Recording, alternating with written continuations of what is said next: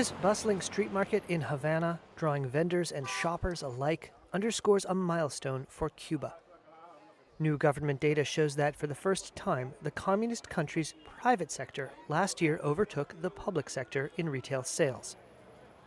Preliminary figures from the National Statistics Office indicate the non-state sector accounted for 55% of retail sales of goods and services in 2024, up from 44% the prior year.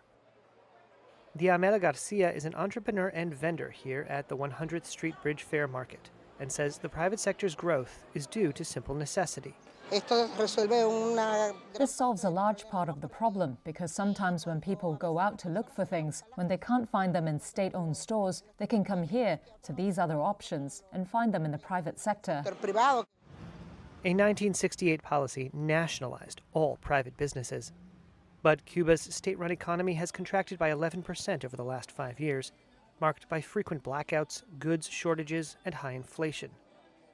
The government has gradually expanded the role of private enterprise since the early 1990s, following the collapse of its former benefactor, the Soviet Union. That has meant an increasing number of Cubans are employed by the private sector, known here as TCP. Ahmed Perez is an administrator at the street market. I think it's a good idea to give them more opportunities, to create more jobs, because it's not just about selling. It's also about creating jobs so that we don't have everyone on the streets, and then TCP can be a good option. They can work for themselves. They are their own bosses, as they say. According to official figures, approximately 1.6 million people in a labor force of 4 million are employed in the private sector.